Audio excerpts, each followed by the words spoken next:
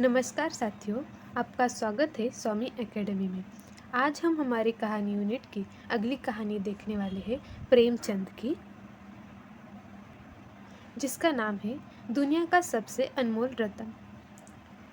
दिलफिगार एक कटेले पेड़ के नीचे दामन चाक लिए बैठा हुआ खून के आंसू बहा रहा था। वह सौंदर्य की देवी यानी मलका दिलफरेब का सच्चा और जान देने वाला प्रेमी था। उन प्रेमियों में वही जो इत्र फुलेल में बसकर और शानदार कपड़ों से सजकर आशिक के वेग में माशूकियत का दम भरते हैं, बल्कि उन सीधे साधे भोले भाले फिदा फिदायतों में जो जंगल और पहाड़ों से सर टकराते हैं और फरियाद मचाते फिरते हैं। दिल फरेब ने उससे कहा था कि अगर तू मेरा सच्चा प्रेमी है तो जा और दुनिया की सबसे अनमोल चीज़ लेकर दरबार में आ, तब मैं तुझे अपनी गुलामी में कबूल करूंगी। अगर तुझे वह चीज़ न मिले तो खबरदार इधर रुख न करना, वरना सूली पर खिंचवा दूंगी। दिलफिगार को अपनी भावनाओं के प्रदर्शन का, शिकवे शिकायत का, प्रेम के सौंदर्य दर्शन का तनिक भी अवसर न दिया गया। दिलफरेब ने जो ही यह फैसला सुनाया, उसके चौबेदारों ने गरीब दिलफिगार को धक्के देकर बाहर निकाल दिया और आज 3 दिन से यह आफत का मारा आदमी उसी कटीले पेड़ के नीचे, उसी भयानक मैदान में बैठा हुआ सोच रहा है कि क्या करूं। दुनिया की सबसे अनमोल चीज़ मुझको मिलेगी? नामुमकिन। और वह है क्या? करू का खजाना, आबे हयात, खुसरो का ताज, माजिम, तख्ते ताऊत, परवेज की दौलत? नहीं, यह चीज़ें हरगिज़ नहीं। दुनिया में ज़रूर इससे भी महंगी, इससे भी अनमोल चीज़ें मौजूद हैं, मगर वह क्या है, कैसे मिलेगी? या खुदा, मेरी मुश्किल क्यों कर आसान होगी। दिलफिगार इन्हीं ख्यालों में चक्कर खा रहा था और अक्ल कुछ काम नहीं कर रही थी। मुनीर शानी को हातिम सा मददगार मिल गया। एक काश कोई मेरा भी मददगार हो जाता। एक काश मुझे भी उस चीज़ का जो दुनिया की सबसे बेशकीमती चीज़ है नाम बतला दिया जाता। भला से वह चीज़ें हाथ न आती, मगर मुझे इतना तो मालूम हो जाता कि वह किस किस्म की चीज़ है। मैं घड़े बराबर मोती की खोज में जा सकता हूँ। मैं समुंदर का गीत, पत्थर का दिल, मौत की आवाज़ और इनसे भी ज़्यादा बेनिशाद चीज़ें की तलाश में कमर कस सकता हूँ, मगर दुनिया की सबसे अनमोल चीज़, यह मेरी कल्पना की उजाड़ में बहुत ऊपर है। आसमान पर तारे निकल आए थे। दिलफिगार यकायक खुदा का नाम लेकर उठा और एक तरफ को चल खड़ा हुआ। भूखा प्यासा, नंगे बदन, थकन से चूर, वह बरसों वीरानों और आबादियों की खाक छानता फिरा। तलवे कांटे से छिलनी हो गए, शरीर में हड्डियां दिखाई देने लगी, मगर वह चीज़ जो दुनिया की सबसे बेशकीमती चीज़ थी, न मिली और न उसका कुछ निशान मिला। एक रोज़ वह भूलता भटकता एक मैदान में जा निकला, जहाँ हजारों आदमी गोल बांधे खड़े थे।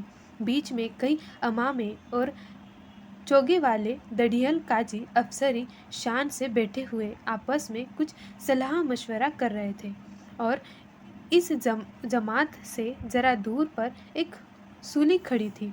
दिलफिगार कुछ तो कमजोरी की वजह से और कुछ यहाँ की कैफियत देखने के इरादे से ठिठक गया। क्या देखता है कि कोई लोग नंगी तलवार लिए एक कैदी को, जिसके हाथ पैर में जंजीरें थी, पकड़े चले आ रहे थे।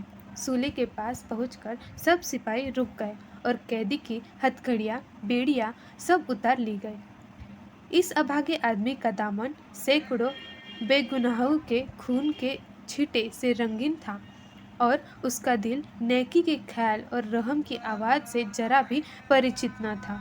उसे काला चोर कहते थे। सिपाहियों ने उसे सूली के तख्त पर खड़ा कर दिया। मौत की फांसी उसकी गर्दन में डाल दी गई और जल्लादों ने तख्त खींचने का इरादा किया कि वह आभागा मुजरिम चीखकर बोला, खुदा के वास्ते मुझे एक पल के लिए फांसी से उतार दो, ताकि अपने दिल की आखिरी आरजू निकाल लूं। यह सुनते ही चारों तरफ सन्नाटा छा गया। लोग अचंभे में आकर ताकने लगे। काजियों ने एक मरने वाले आदमी की अंतिम याचिका को रद्द करना उचित न समझा और बदनसीब पापी काला चोर जरा देर के लिए फांसी से उतार लिया गया। इस भीड़ में एक खूबसूरत भोला भाला लड़का एक छड़ी पर सवार होकर अपने पैरों पर उछल उछल फर्जी घोड़ा दौड़ा रहा था और अपनी सादगी की दुनिया में ऐसा मगन था कि जैसे वह इस वक्त सचमुच अरबी घोड़ा का शहसवार है। उसका चेहरा उस सच्ची खुशी में कमल की तरह खिला हुआ था, चंद दिनों के लिए बचपन ही में हासिल होती है और जिसकी याद हमको मरते दम तक नहीं भूलती। उसका दिल अभी तक पाप की गर्द और धूल से अछूता था और मासूमियत उसे अपनी गोद में खिला रही थी। बदनसीब काला चोर फांसी से उतरा। हजारों आंखें उस पर गड़ी हुई थी। वह उस लड़की के पास आया और उसे गोद में उठाकर प्यार करने लगा। उसे इस वक्त वह जमाना याद आया जब वह खुद ऐसा ही भोला भाला, ऐसा ही खुश व खुर्रम और दुनिया की गंदगियों से ऐसा ही पाक साफ था। माँ गोदियों में खिलाती थी, बाप बलाए लेता था और सारा कुनबा जान निछावर करता था। आह, काले चोर के दिल पर यह वक्त बीते हुए दिनों की याद का इतना असर हुआ कि उसकी आंखों में, जिन्होंने दम तोड़ती हुई लाशों को तड़पते देखा, और न झपकी। आंसू का एक कतरा टपक पड़ा। दिलफिगार ने लपक कर उस अनमोल मोती को हाथ में ले लिया और उसके दिल ने कहा, बेशक यह दुनिया की सबसे अनमोल चीज़ है जिस पर तख्ते ताऊत और माजे जामे जद और आबे हयात और जरे परवेर सब नेछावर है। इस ख्याल से खुश होता, कामयाबी की उम्मीद में सरमस्त दिलफिगार अपनी माशूका दिलफरेब के शहर मिनोसाबाद को चला, मगर जो जो मंजिलें तय होती जाती थी उसका दिल बैठा जाता था कि कहीं उस चीज़ की जिसे मैं दुनिया की सबसे बेशकीमती चीज़ समझता हूँ, दिलफरेब की आंखों में कद्र न हुई तो मैं फांसी पर चढ़ा दिया जाऊंगा और इस दुनिया से नामुराद जाऊंगा। लेकिन जो हो सो हो, अब तो किस्मत आजमाई है। आखिरकार पहाड़ और दरिया तय करते वह शहर मनोसबाद में आ पहुंचा और दिल फरेब की डोडी पर जाकर विनती की। थकान से टूटा हुआ दिलफिगार खुदा के फजल से हुक्म की तामील करके आया है और आपके कदम चूमना चाहता है। दिल फरेब ने फौरन अपने सामने बुला भेजा और एक सुनहरे पर्दे की ओर से फरमाइश की कि वह अनमोल चीज़ पेश करे। दिलफिगार ने आशा और भय की एक विचित्र मनस्थिति में वह बूंद पेश की और उसकी सारी कैफियत बहुत पुअसर लफ्ज़ों में बयां की। दिल फरेब ने पूरी कहानी बहुत गौर से सुनी और वह भेंट हाथ में लेकर जरा देर तक गौर करने के बाद बोली, दिलफिगार, बेशक तुम दुनिया की एक बेशकीमती चीज़ ढूंढ निकाली। तेरी हिम्मत और तेरी सूझबूझ की दाद देती हूँ, मगर यह दुनिया की सबसे बेशकीमती चीज़ नहीं। इसलिए तू यहाँ से जा और फिर कोशिश कर, शायद अब कि तेरे हाथ वह मोती लगे और तेरी किस्मत में मेरी गुलामी लिखी हो। जैसे कि मैंने पहले ही बतला दिया था, मैं तुझे फांसी पर चढ़वा सकती हूँ, मगर मैं तेरी जाबखस्ती करती हूँ इसीलिए कि तुझ में वह गुण मौजूद है जो मैं अपने प्रेमी में देखना चाहती हूँ और मुझे यकीन है कि तू ज़रूर कभी न कभी कामयाब होगा।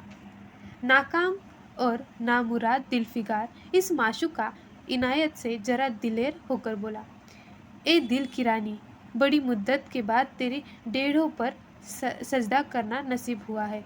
फिर खुदा जाने ऐसा दिन कब आएगा। क्या तू अपने जान देने वाले आशिक के बुरे हाल पर तरस न खाएगी? और क्या तू अपने रूप की एक झलक दिखाकर इस जलते हुए दिलफिगार को आने वाली सिख्तियों को जलने की ताकत न देगी? तेरी एक मस्त निगाह के नशे में चूर होकर मैं वह कर सकता हूँ जो आज तक किसी ने न बन पड़ा हो।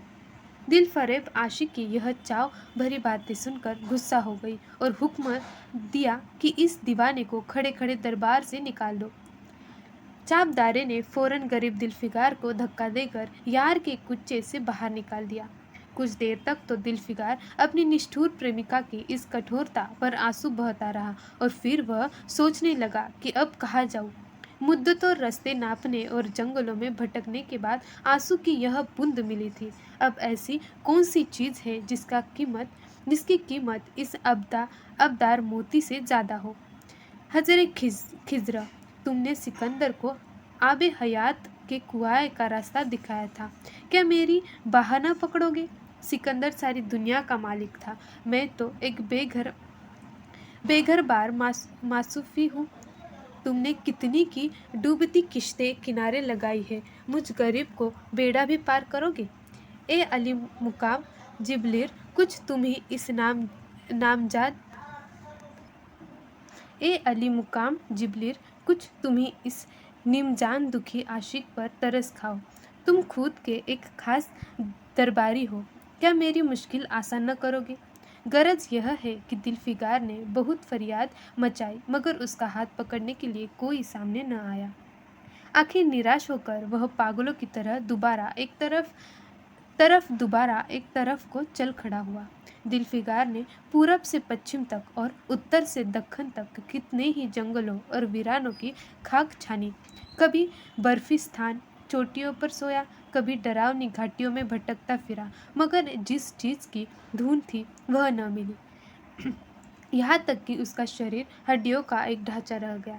एक रोज़ वह शाम के वक्त किसी नदी के किनारे खस्ताहाल पड़ा हुआ था। बेखुदी के नशे से चौंका तो क्या देखता है कि चंदन की एक चिता बनी हुई है और उस पर एक युवती सुहाग के जोड़े पहने सोहलो सिंगार किए बैठी है। उसकी जांघ पर उसके प्यारे पति का सर है। हजारों आदमी गोल बांधे खड़े हैं और फूलों की बरखा कर रहे हैं। यकायक चिंता से मैं खुद ब खुद एक लपट उठी। सती का चेहरा उस वक्त एक पवित्र भाव से आलोकित हो रहा था। चिता की पवित्र लपटें उसके गले में लिपट गई और दम में वह फूल सा शरीर राख कर ढेर हो गया। प्रेमिका ने अपने को प्रेमी पर निछावर कर दिया और दो प्रेमियों के सच्चे पवित्र अमर प्रेम की अंतिम लीला आंखों से ओझल हो गई। जब सब लोग अपने घरों को लौटे तो दिलफिगार चुपके से उठा और अपने चाक दामन करते में यह राख का ढेर समेट लिया और इस मुट्ठी भर राख को दुनिया की सबसे अनमोल चीज़ समझता हुआ सफलता के नशे में चूर यार के कूचे की तरफ चला। अब कि जो वह मंजिल के करीब आता था, उसकी हिम्मत बढ़ती जाती थी। कोई उसके दिल में बैठा हुआ कह रहा था, अब कि तेरी जीत है, और इस ख्याल ने उसके दिल को जो सपने दिखाए उसकी चर्चा व्यर्थ है। आखिरकार वह शहर मानसबास में दाखिल हुआ और दिलफरेब की ऊंची डेढ़ी पर जाकर खबर दी कि दिलफिगार सुखरू होकर लौटा है और हुजूर के सामने आना चाहता है। दिलफरेब ने जवाब आशिक को फौरन दरबार में बुलाया और उस चीज़ के लिए जो दुनिया की सबसे बेशकीमती चीज़ थी हाथ फैला दिया।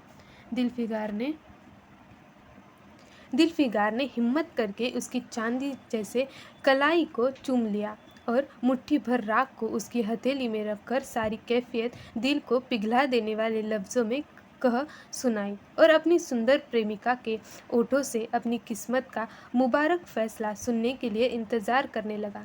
दिलफरेब ने उस मुट्ठी भर राख को आंखों से लगा लिया और कुछ देर तक विचारों के सागर में डूबे रहने के बाद बोली, ए जान निछावर करने वाले आशिक दिलफिगार, बेशक यह राख जो तू लाया है, जिसमें लोहे को सोना कर देने वाली सिफर है, दुनिया की बहुत के बेशकीमती चीज़ है और मैं सच्चे दिल से तेरी एहसानमंद हूँ कि तूने ऐसी अनमोल भेंट दी। मगर दुनिया में इससे भी ज़्यादा अनमोल चीज़ है। जा उसे तलाश कर और तब मेरे पास आ। मैं तहे दिल से दुआ करती हूँ कि खुदा तुझे कामयाब करे। यह कहकर वह सुनहरे पर्दे के बाहर आई और माशूका अदा से अपने रूप का जलवा दिखाकर फिर नज़रों से ओझल हो गई। अभी दिलफिगार के होश हवास ठिकाने पर न पाए थे कि चौबदार ने मुलायमती से उसका हाथ पकड़कर यार के कूचे से उसको निकाल दिया और फिर तीसरी बार वह प्रेम का पुजारी निराशा के अथाह सुंदर में गोता खाने लगा।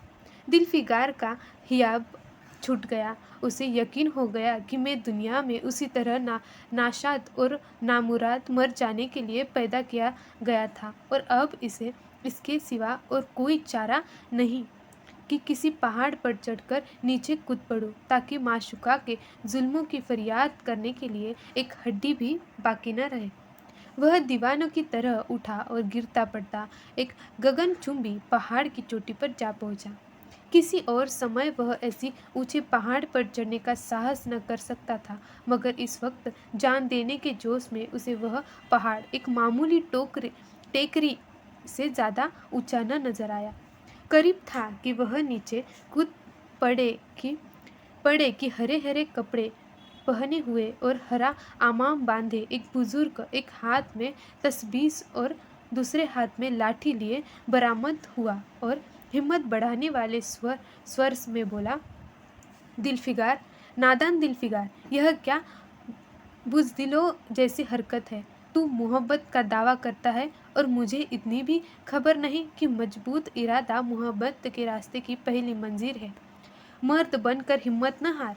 पूरब की तरफ एक देश जिसका नाम हिंदुस्तान है, वह जा और तेरी आरज़ू पूरी होगी। यह कहकर हजरत हिजरा गायब हो गए। दिलफिगार ने शुक्रिया की नमाज अदा की और ताज़ा हौसले, ताज़ा जोश और अलौकिक सहायता का सहारा पाकर खुश खुश पहाड़ से उतरा और हिंदुस्तान की तरफ चल पड़ा। मुद्दतों तक कांटों से भरे हुए जंगलों, आग बरसने वाले रेगिस्तानों, कठिन घाटियां और अबंध पर्वतों की तय करने के बाद दिलफिगार हिंदी की पाक सरजमी के दाखिल हुआ और एक ठंडे पानी के सोते से सफ़र की तकलीफ़ें धोकर थकान के मारे नदी के किनारे लौट गया। शाम होते होते वह एक चटियल मैदान में पहुंचा, जहां बेशुमार अधमरी और बेजान लाशें बिना कफन के पड़ी हुई थी। चील, कौवे और बहशीश दरिंदे भरे पेड़ थे और सारा मैदान खून से लाल हो रहा था। वह डरावना दृश्य देखते ही दिलफिगार का जी दहल गया। या खुदा, किस मुसीबत में जान फंसी। मरने वालों को करहना, सिसकना और एड़िया रगड़ कर जान देना, दरिद्रों का हड्डियों को नोचना और गोश्त के लोथड़ों को लेकर भागना, ऐसा हलकान सीन दिलफिगार ने कभी न देखा था। यकायक उसे ख्याल आया, यह लड़ाई का मैदान है और यह लाशें सुरमा सिपाहियों की है। इतने में करीब से कराह की आवाज़ आई। दिलफिगार उस तरफ फिरा तो देखा कि एक लंबा तगड़ा आदमी, जिसका मर्दाना चेहरा जान निकालने की कमजोरी से पीला हो गया था, जमीन पर सर झुकाए पड़ा हुआ था। सीने से खून का फव्वारा जारी है, मगर अबदार तलवार की मूठ पिंजे से अलग नहीं हुई। दिलफिगार ने एक चिथड़ा लेकर घाव के मुंह पर रख दिया ताकि खून रुक जाए और बोला, ए जवां मर्द, तू कौन है? जवां मर्द, तू कौन है? जवां मर्द ने यह सुनकर आंखें खोली और वीरों की तरह बोला, क्या तू नहीं जानता मैं कौन हूँ? क्या तू आज इस तलवार की काट नहीं देखी? मैं अपनी माँ का बेटा, मैं भारत का सपूत हूँ। यह कहते कहते उसकी तौरियों पर बल पड़ गए। पीला चेहरा गुस्से से लाल हो गया और आबदार शमशीर फिर अपना जौहर दिखाने के लिए चमक उठी। दिलफिगार समझ गया कि यह इस वक्त मुझे दुश्मन समझ रहा है। नरमी से बोला, ए जवां मर्द, मैं तेरा दुश्मन नहीं हूँ। अपने वतन से निकला हुआ एक गरीब मुसाफिर हूँ। इधर भूला भटकता आ निकला। बराए मेहरबानी मुझे यहाँ की कुल कैफियत बयान करे। यह सुनते ही घायल सिपाही बहुत मीठे स्वर में बोला, अगर तू मुसाफिर है तो आ और मेरे खून से तर पहलू में बैठ जा, क्योंकि यही 2 अंगुल जमीन है जो मेरे पास बाकी रह गई है और जो सिवाय मौत के कोई नहीं छीन सकता। अफसोस है कि तू यहाँ ऐसे वक्त में आया है जब तेरा आतिथ्य सत्कार करने के योग्य नहीं।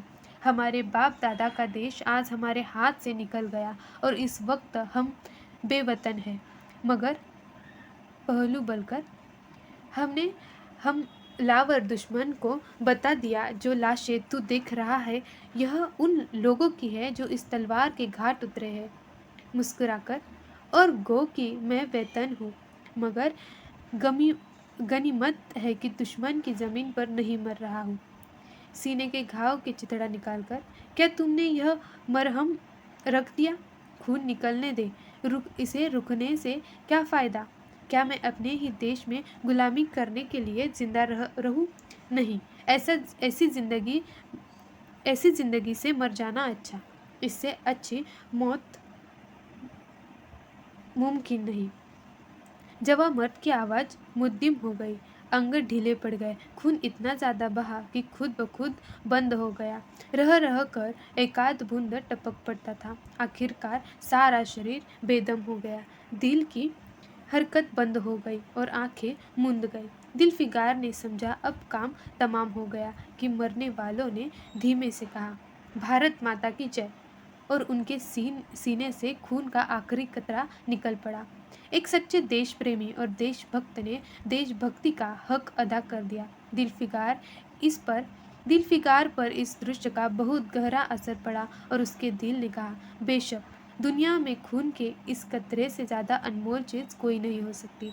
उसने फौरन खून की बूंद को, जितने आगे अमन का लाल हेच भी है, हाथ में ले लिया और इस दिलेर राजपूत की बहादुरी पर हैरान करता हुआ अपने वतन की तरफ रवाना हुआ और सख्तियां झेलता हुआ आखिरकार बहुत दिनों के बाद रूप की रानी मलका दिलफरेब की डेढ़ी पर जा पहुंचा और पैगाम दिया कि दिलफिकार सुखुर्द और कामयाब होकर लौटा है और दरबार में हाजिर होना चाहता है। दिलफरेब ने उसे फौरन हाजिर होने का हुक्म दिया।